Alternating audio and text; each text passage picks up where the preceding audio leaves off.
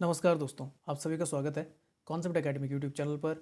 और हम डिस्कस कर रहे थे आपका भारत का इतिहास, मॉडर्न हिस्ट्री को। और जो टॉपिक चल रहा था आपका वो चल रहा था भारत में ब्रिटिश शासन और कानून। ये रहेगा आपका भाग 2। तो पहला क्वेश्चन लिखा, अंग्रेजों और बर्मी बर्मी मतलब म्यांमार के बीच किस संधि के कारण 1826 में अंग्रेजों ने असम को क्या कर दिया था, नष्ट कर दिया था। ये थी यानडोबू की संधि। तो लिखा हुआ है यानडोबू की संधि अंग्रेजी और बर्मा के बीच की संधि है, जिसके कारण वर्ष 1826 में अंग्रेजों ने असम को बंद कर दिया था या नष्ट कर दिया था, हरा दिया था। हाल ही में नेपाल ने भारत के नए मानचित्र, आप जानते हैं जो काला पानी वाला क्षेत्र विवादित है उत्तराखंड और किसके बीच में, नेपाल के बीच में, जो आपका उत्तराखंड के पिथौरागढ़ जिले में लगता है। इसमें आपका लिम्पियाधुरा काला पानी वाला जो क्षेत्र है वो बोल सकते हैं विवादित है दोनों देशों के बीच में। और उसका कारण कौन सा है, सुगोली की संधि।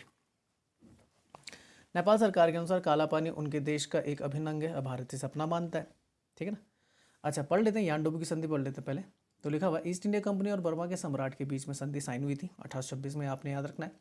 असम, मणिपुर, अरकान अरकान योमा, ये जो है आपका जब आपका लग जाता है किस तरफ, बर्मा की तरफ, हिमालय की जो श्रृंखला आती है उसे बोला जाता है।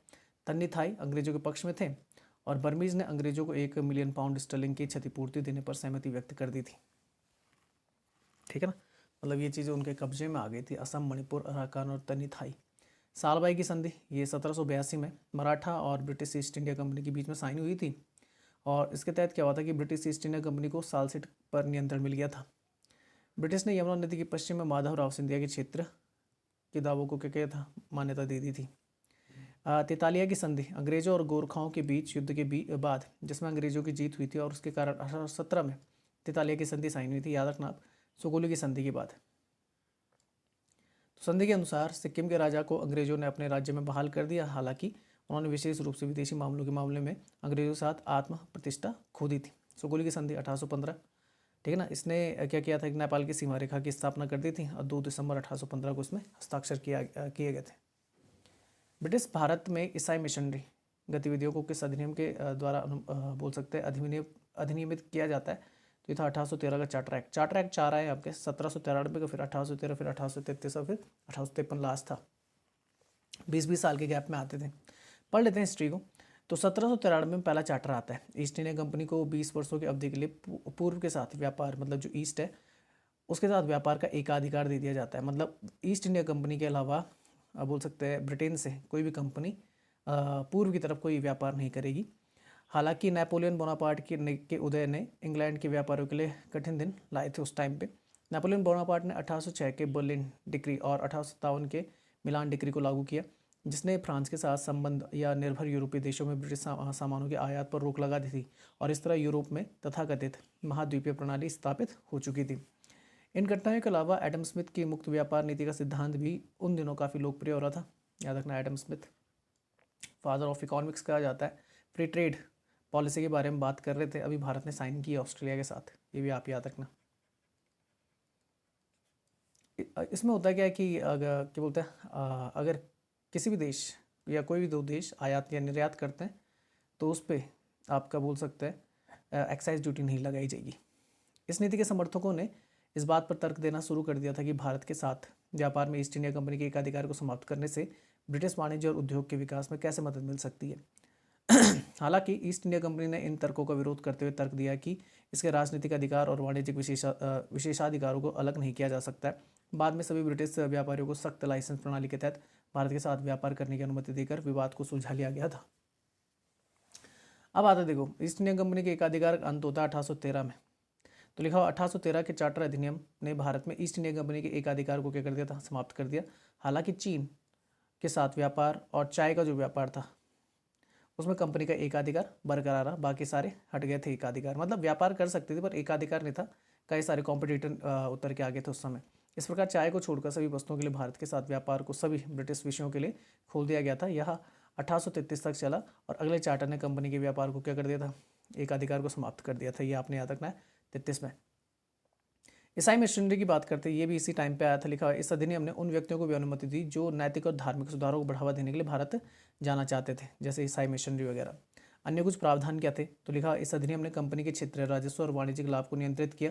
इसे अपने क्षेत्रीय और वाणिज्यिक खातों को अलग रखने के लिए कहा गया। कंपनी का कर्ज कम किया जाना था और लाभांश 10.5% बोल सकते हैं प्रति वर्ष तय किया गया था। एक प्रावधान यह भी था कि कंपनी को रुपए का निवेश करना है। भारतीयों को शिक्षा में हर साल 1 लाख रुपए खर्चा किया जाएगा, पर हुआ नहीं खर्चा। इस अधिनियम ने स्थानीय सरकारों को सर्वोच्च न्यायालय के अधिकार क्षेत्र के अधीन व्यक्तियों पर कर लगाने का अधिकार दे दिया था। नेक्स्ट आता है ब्रिटिश अधिकारी जो गवर्नर जनरल का प्रतिनिधि था, जो एक ऐसा राज्य में रहता था जो प्रत्यक्ष ब्रिटिश शासन के अधीन नहीं होता था, उसे बोलते हैं रेजिडेंट। वाइस राय तो पद ही होता था, वाइस राय तो आप बोल सकते गवर्नर जनरल को कहा जाता था, ठीक है ना, रेजिडेंट कहा जाता था। तो लिखा हुआ है देखो, साइक संधि मूल रूप से ब्रिटिश ईस्ट इंडिया कंपनी जो लॉर्ड वेलेस्ली के टाइम पे 1798 में लागू की जाती है और भारतीय रियासतों के बीच हुई एक संधि थी, जिसके आधार पर भारतीय राज्यों ने अंग्रेजी से अपनी संप्रभुता क्या कर दी थी, खोली थी अंग्रेजों से। इसे भारत के गवर्नर जनरल लॉर्ड वेलेस्ली द्वारा बनाया गया था। अवध के नवाब बक्सर की लड़ाई के बाद अंग्रेजों के साथ साइक संधि करने वाला क्या था, पहला शासक था। उन्होंने साइक संधि की सभी शर्तों को स्वीकार कर लिया जो निम्न थे। पहला था, नवाब अपने सशस्त्र बलों की रक्षा करेंगे, वह अपने राज्य में ब्रिटिश सेना को तैनात करने की अनुमति देगा, वह ब्रिटिश राष्ट्रपति की सलाह पे अपने प्रशासन को आगे बढ़ाएगा। गवर्नर जनरल के प्रतिनिधि को रेजिडेंट के रूप में नामित करेगा, जो एक ऐसे राज्य में रहते थे जो सीधे ब्रिटिश शासन के अधीन नहीं आता था, तो उसे बोलते रेजिडेंट। साइक संधि के तहत ये रखा जाता था। 2 साल तक बिना किसी मुकदमे के राजनीतिक कैदियों को हिरासत में रखना किसकी विशेषता थी, रॉलेट एक्ट 1919। तो लिखा रॉलेट एक्ट 1919 ने सरकार को राजनीतिक गतिविधियों को दबाने के लिए बहुत बड़ी शक्तियां दी और 2 साल तक बिना किसी मुकदमे के राजनीतिक कैदियों को हिरासत में रखने की अनुमति दी थी। इस प्रकार यह अधिनियम सरकार को ब्रिटेन में नागरिक स्वतंत्रता के आधार पर बंदी प्रत्यक्षीकरण, जैसे हैबियस कॉर्पस बोलते हैं आज के टाइम पे, ये आपकी रिट है सुप्रीम कोर्ट की और हाई कोर्ट की, दोनों की। सुप्रीम कोर्ट की रिट आती है आर्टिकल 32 और हाई कोर्ट की आती है आर्टिकल 226। और यहाँ तक ना रिट्स जो होती हैं वो इंडिविजुअल होती हैं, व्यक्तिगत होती हैं। बंदी प्रत्यक्षीकरण के अधिकार को निलंबित करने में सक्षम करेगा। बंदी प्रत्यक्षीकरण अगर आज के टाइम पे देखें तो इसे बोलते हैं you may have the body. यह बोला जाता है कि व्यक्ति को सशरीर न्यायालय के सामने प्रस्तुत करे, मतलब 24 घंटे के अंदर अंदर, ठीक है ना, कैदी को ये बोल सकते हैं जिस पे आरोप लगे हुए आरोपी को कोर्ट के सामने पेश करना होता है, किसको, पुलिस को। तो ये हटा दिया था, ये आपने याद रखना है। मोहम्मद अली जिन्ना, मदन मोहन मालवीय और मजहर उल हक ने रॉलेट एक्ट 1919 के पारित होने के खिलाफ केंद्रीय विधान परिषद को अपनी सदस्यता से क्या दे दिया था, इस्तीफा दे दिया था इन लोगों ने। आगे था east India stock dividend redemption act 1873। तो ग्रेट ब्रिटेन की संसद का एक अधिनियम था, इसे 1873 में पारित किया गया था, जिसने औपचारिक रूप से ब्रिटिश ईस्ट इंडिया कंपनी को क्या कर दिया था, भंग कर दिया था, ठीक है ना। रेगुलेटिंग एक्ट आता है 1773 का, तो ब्रिटिश ईस्ट इंडिया कंपनी के भारतीय क्षेत्रों के नियमन के लिए ब्रिटिश संसद द्वारा पारित किया था, एक कानून था। और भारत सरकार अधिनियम अगर बात करें, शब्द ब्रिटिश भारत की सरकार को विनियमित करने के लिए ग्रेट ब्रिटेन की संसद द्वारा पारित अधिनियमों की एक श्रृंखला थी, ठीक है ना। तो इंडियन गवर्नमेंट एक्ट अगर बात करें तो एक जो आपका था 1935 का था। ये जरूर याद रखना, ये स्टॉक डिविडेंड रिडेम्पशन एक्ट, इसके तहत ही खत्म किया जाता है, ईस्ट इंडिया कंपनी को भंग कर दिया जाता है 1873 में। अच्छा, निम्न में से किस अधिनियम ने विधायिका में संघीय विशेषता और प्रांतीय, देखो विधायिका में संघीय विशेषता मतलब सेंटर स्टेट बोल सकते हैं, पावर डिस्ट्रीब्यूशन, और प्रांतीय स्वायत्तता वही आपका क्या होंगे कि राज्यों को क्या दी जाए तो दी जाएगी, स्वायत्तता दी जाएगी की शुरुआत की, और केंद्र और प्रांतों के बीच विधायी शक्तियों के वितरण के प्रावधान भी किए। ये था आपका भारत सरकार अधिनियम 1935 का। तो लिखा हुआ है, भारत सरकार अधिनियम 1935 ने विधायिका में संघीय विशेषताओं और प्रांतीय स्वायत्तता की शुरुआत की और केंद्र और प्रांतों के बीच विधायी शक्तियों के वितरण के प्रावधान भी किए। भारत सरकार अधिनियम अगस्त 1935 में ब्रिटिश संसद द्वारा पारित किया गया था और 1937 में 321 धाराओं और 10 अनुसूचियों के साथ ही लागू हुआ। यह ब्रिटिश संसद द्वारा पारित अब तक का सबसे लंबा अधिनियम था और बाद में इसे 2 भागों में विभाजित किया गया था। एक था आपका भारत सरकार अधिनियम 1935 और दूसरा था जिसके तहत बर्मा भी बनाया गया था, बर्मा सरकार अधिनियम 1935। इस अधिनियम ने भारत सरकार अधिनियम 1919 द्वारा शुरू की गई द्वैध शासन प्रणाली को समाप्त कर दिया और ब्रिटिश भारत के प्रांतों और कुछ या सभी रियासतों से बने फेडरेशन ऑफ इंडिया की स्थापना का प्रावधान दिया था। आगे लिखा हुआ है, अधिकांश विद्वान अधिनियम को भारत के संवैधानिक और राजनीतिक इतिहास में एक महत्वपूर्ण विकास के रूप में देखते हैं और सहमत होते हैं कि यह भारत में स्वशासन को बढ़ावा देने के बजाय ब्रिटिश हितों की रक्षा करने के लिए आवश्यकता से सूचित किया गया था। अब भारत सरकार अधिनियम 1858 का आता है, जिसके तहत आपका कंपनी का बोल सकते हैं शासन खत्म कर दिया जाता है और ब्रिटिश क्राउन वह उसकी जगह ले लेता है। तो लिखा हुआ है, भारत सरकार अधिनियम 1858 2 अगस्त 1858 को पारित यूनाइटेड किंगडम की संसद में एक अधिनियम था। इसके प्रावधानों ने ब्रिटिश ईस्ट इंडिया कंपनी के परिसमापन का आह्वान कर दिया था। और डिसॉल्व कब तक कर दी गई थी आपकी ब्रिटिश ईस्ट इंडिया कंपनी? 73 में। तो भारत सरकार अधिनियम 1858 में यह प्रावधान था कि भारत को सीधे और ताज के नाम पर शासित किया जाना चाहिए, और इस अधिनियम ने कंपनी नियम को समाप्त कर दिया था। निदेशक मंडल को समाप्त कर दिया गया था, याद रखना, और नियंत्रण बोर्ड को भी समाप्त कर दिया गया था। इस अधिनियम ने पिट्स इंडिया एक्ट जो आपका आया था 1784 में द्वारा शुरू की गई दोहरी सरकार को भी क्या कर दिया था? समाप्त कर दिया था। भारत सरकार अधिनियम 1919, जिसे मॉन्टेग्यू चेम्सफोर्ड रिफॉर्म्स भी कहते हैं, तो लिखा हुआ है, यह भारत सरकार में भारतीयों की भागीदारी का विस्तार करने के लिए पारित किया गया था। इस अधिनियम ने भारत के राज्य सचिव जो थे एडविन मॉन्टेग्यू और वाइसराय थे चेम्सफोर्ड की रिपोर्ट में अनुशंसित सुधारों को शामिल किया गया था। इस अधिनियम ने 1919 से लेकर 1929 तक 10 वर्षों बोल सकते हैं कि कानून शामिल थे। भारत परिषद अधिनियम आता है इंडियन काउंसिल एक्ट 1909 का, तो लिखा हुआ है, ब्रिटिश संसद द्वारा 1909 में अधिनियमित सुधार उपायों की एक श्रृंखला थी। इस अधिनियम ने भारत में शाही और स्थानीय विधान परिषदों में सदस्यता के लिए वैकल्पिक सिद्धांत पेश किया। अधिनियम भारत के राज्य सचिव कौन थे उस समय? जॉन मार्ले द्वारा पेश किया गया था, और मिंटो कौन थे उस समय? वाइसराय थे। नेक्स्ट आता है, ब्रिटिश संसद ने 1858 में एक नया अधिनियम पारित किया। ईस्ट इंडिया कंपनी की शक्तियों को ब्रिटिश क्राउन में हस्तांतरित कर दिया था, बिल्कुल सही है। भारतीय मामलों के अधिक जिम्मेदार प्रबंधन को सुनिश्चित किया था, बिल्कुल सही है। आंसर हो जाता है ए और आर, दोनों सत्य है। ठीक है, तो लिखा हुआ है, तो नया अधिनियम अर्थात इंडिया एक्ट जो था आपका 1858 के भारत सरकार में बेहतर प्रशासन के लिए 2 अगस्त 1858 को पारित किया गया था। यह अधिनियम सरकार को अधिक जिम्मेदार बनाने के लिए लागू किया गया था। इस अधिनियम में कंपनी के नियम को भारत में क्राउन के नियम में बदल दिया गया था, और इस प्रकार इसने भारत के सरकारी क्षेत्रों और राजस्व को ईस्ट इंडिया कंपनी से ब्रिटिश क्राउन में स्थानांतरित कर दिया था। सरकार की धारणा को लॉर्ड कैनिंग द्वारा कोलकाता के एक दरबार में घोषित किया गया, और ब्रिटिश क्राउन की शक्तियों का प्रयोग भारत के लिए राज्य सचिव के एक नए कार्यालय द्वारा किया जाना था। तो एक नया पद सृजित किया जाता है राज्य सचिव का, और गवर्नर जनरल का जो पद होता है उसे वाइसराय कहा जाता है। इसके बाद भारत में अंग्रेजी शिक्षा का मैग्ना कार्टा किसे कहा जाता है? देखो, अगर संविधान का मैग्ना कार्टा पूछा जाएगा तो वो फंडामेंटल राइट्स है, ठीक है ना, कॉन्स्टिट्यूशन के, कॉन्स्टिट्यूशन। और अगर पूछा जाता है अंग्रेजी शिक्षा का, तो याद रखना वो है वुड डिस्पैच 1854 का, लॉर्ड डलहौजी के टाइम पे आपका ये निकल के आया था। तो लिखा है वुड के आदेश पत्र, वुड डिस्पैच को भारत में अंग्रेजी शिक्षा का मैग्ना कार्टा कहा जाता है। Charles Wood east India company के बोर्ड ऑफ कंट्रोल के अध्यक्ष थे। उनके उद्देश्य क्या थे? पश्चिमी ज्ञान प्रदान करने के लिए भारतीयों को पश्चिमी संस्कृति के बारे में जानकारी देना, मतलब इंग्लिश के बारे में, भारत के मूल निवासियों को शिक्षित करना ताकि लोक सेवकों का एक वर्ग बनाया जा सके। इसने सभी स्तरों पर महिलाओं की शिक्षा को बढ़ावा दिया, बौद्धिक विकास को बढ़ावा दिया, और युवा पीढ़ी के नैतिक चरित्र को बढ़ाने के प्रयास किए। निजी उद्यम को प्रोत्साहित करने के लिए अनुदान दिए। वुड डिस्पैच ने बंगाल के 5 प्रांतों बॉम्बे, मद्रास, पंजाब और उत्तरी पश्चिमी प्रांतों की सिफारिश की थी।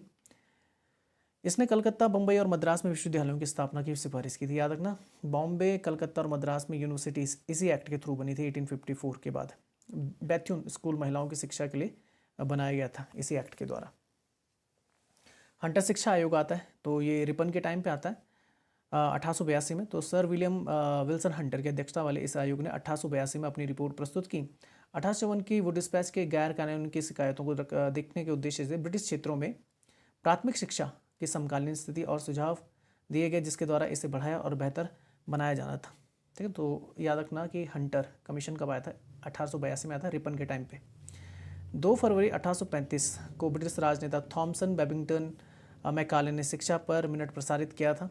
जानते हैं आप मैकाले नीति, एक ऐसा आलेख जिसने ईस्ट इंडिया कंपनी और ब्रिटिश सरकार को निश्चित कारण दिया कि क्यों भारत में अंग्रेजी भाषा शिक्षा के प्रावधान के साथ साथ यूरोपीय शिक्षा विशेषकर विज्ञान के प्रचार पर पैसा खर्च किया जाना चाहिए। नेक्स्ट आता है एल्बर्ट बिल 1883। तो ये किसके लिए था जानते हैं आप? मजिस्ट्रेटों से रिलेटेड था। तो लिखा यूरोपीय लोगों के मुकदमे के संबंध में भारतीय मजिस्ट्रेटों पर लगाई गई अयोग्यता को क्या करना था? हटाना था। ये उसके टाइम पे आता है, रिपन के टाइम पे, पर पास नहीं होने देते। लिखा हुआ देखो, एल्बर्ट बिल को लॉर्ड रिपन के वाइसरायशिप के दौरान 9 फरवरी 1883 को सर कर्टिन एल्बर्ट ने ड्राफ्ट किया था। इस विधेयक को पेश करने के पीछे मुख्य उद्देश्य भारतीय न्यायाधीशों को सत्र अदालतों में ब्रिटिशों से जुड़े मामलों में मुकदमा चलाने की अनुमति देना था। इससे पहले क्या होता था कि अगर ब्रिटिश लोग जो होते थे उन पर अगर मुकदमा चलता था तो उनकी सुनवाई बोल सकते हैं यूरोपियन न्यायाधीश या ब्रिटिश न्यायाधीश ही करते थे। पर यह बिल ऐसे प्रावधान लाता है कि उनके संबंध में जो न्याय है वो भारतीय न्यायाधीशों के द्वारा भी दिए जा सकते हैं, जिसका पुरजोर विरोध होता है और बाद में जाके इसे वापस लिया जाता है। तो विधेयक की शुरुआत से लोगों में विशेष रूप से अंग्रेजी महिलाओं और ब्रिटिश चाय और बंगाल में नील बगान मालिकों के बीच गुस्सा और नाराजगी थी। अंग्रेजी महिलाओं ने तर्क दिया कि बंगाली महिलाओं को उनके पुरुष समकक्षों द्वारा सम्मान नहीं दिया जाता, इसलिए उन्हें ब्रिटिशों से जुड़े मामलों में मुकदमा चलाने की शक्ति नहीं मिलनी चाहिए। इसके विपरीत बिल का समर्थन करने वाली बंगाली महिलाओं ने कहा था कि वे अधिक शिक्षित थी और अंग्रेजी महिलाओं की तुलना में उनके पास अच्छे अकादमिक रिकॉर्ड्स में मौजूद थे। विधेयक के विरोध के कारण कुछ संशोधनों के साथ इसे वापस ले लिया गया। संशोधित बिल 25 जनवरी 1884 को पारित किया गया और 1 मई को लागू कर दिया गया था 1884 को। संशोधित बिल में क्या प्रावधान थे कि न्यायपीठ का आधा हिस्सा यानी 50% यूरोपीय होने चाहिए, और जब एक भारतीय न्यायाधीश यूरोपीय लोगों से जुड़े मामले को मुकदमा चलाएगा तो यूरोपियन भी वहाँ पर बैठेंगे। केवल भारतीय न्यायाधीश से फैसला नहीं ले सकता। यूरोपीय भारतीय न्यायाधीश को सत्र न्यायाधीशों को यूरोपीय लोगों से जुड़े मामलों में मुकदमा चलाने की शक्ति दे दी गई थी।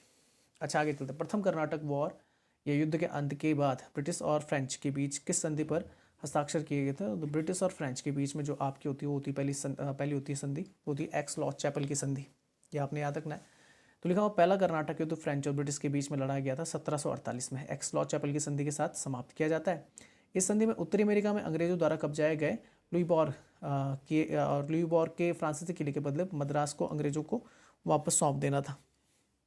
अब देखो, पहला जो एंग्लो कर्नाटिक वॉर होता है वो होता है, या बोल सकते हैं या कर्नाटिक वॉर जिसे बोलते हैं, एंग्लो फ्रेंच वॉर भारत में 1746 से 48 तक होता है और एंड होता है एक्स-लॉ-चैपल की संधि के साथ।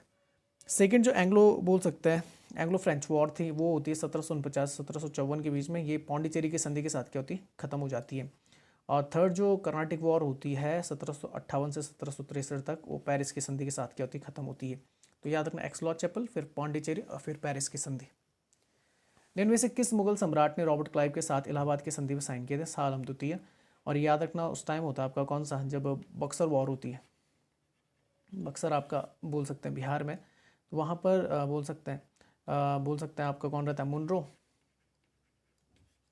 ठीक है ना। और वर्सेस होते हैं कौन कौन रहता है, शाह आलम द्वितीय रहता है जो आपका मुगल किंग रहता है। उसके अलावा शुजाउद्दौला रहता है, यह आपका अवध का नवाब रहता है। और एक रहता है आपका मीर कासिम, ये बंगाल का नवाब, ये हार जाते हैं। तो इलाहाबाद की संधि ना ये आपकी बोल सकते हैं 1764 में होती है और 2 बार होती है। एक बार शाह आलम द्वितीय के साथ होती है और एक बार होती है किसके साथ, शुजाउद्दौला के साथ। तो पढ़ लेते हैं। लिखा हुआ है 22 अक्टूबर 1764 के बक्सर युद्ध के बाद इलाहाबाद की संधि पर 12 अगस्त 1765 को मुगल सम्राट शाह आलम द्वितीय, दिवंगत सम्राट आलमगीर द्वितीय के पुत्र और ईस्ट इंडिया कंपनी के रॉबर्ट क्लाइव के बीच संधि साइन होती है। यह संधि इतिशाम उद्दीन, एक बंगाली मुस्लिम मुंशी और मुगल साम्राज्य के राजनायक द्वारा हस्तलिखित होती है। संधि के ने अब कंपनी को लगभग 40,000 वर्ग किलोमीटर का कर योग्य उपजाऊ भूमि तक पहुंच प्रदान की। मुगल को सालाना 26 लाख रुपए की पेंशन के बदले अंग्रेज सीधे कर वसूलने के हकदार हो गए थे। कोरा और इलाहाबाद के जिलों को भी मुगल सम्राट को वापस कर दिया गया था। अवध के नवाब को युद्ध क्षतिपूर्ति के रूप में 53 लाख रुपए का भुगतान करना पड़ा और अदालत और एक सहायक सेना को संचालित करने के लिए पैसे देने के वादे के साथ वापस अवध भेज दिया गया था। बंगाल के नवाब ने न्यायिक कार्यों को बरकरार रखा, लेकिन कंपनी के पास राजस्व एकत्र करने की क्या थी, शक्ति दी गई। अब देखो, सरकार की दोहरी प्रणाली नामक नई व्यवस्था और कंपनी द्वारा दीवानी अधिकारों का अधिग्रहण भारत के इतिहास की एक महत्वपूर्ण घटना थी, ठीक है ना। फ्री ट्रेड, ये क्या कर लेते हैं, दीवानी अधिकार प्राप्त कर लेते हैं, ठीक है ना। इसने बंगाल, बिहार और उड़ीसा पर ब्रिटिश नियंत्रण को कानूनी रूप से स्वीकार कर लिया। केवल फौजदारी और प्रशासनिक अधिकार नवाब के पास छोड़ दिए गए थे, बाकी दीवानी अधिकार बोल सकते हैं सरकार के पास आ गए थे। चलिए इस वीडियो को यहीं तक रखते हैं। जय हिंद, जय भारत।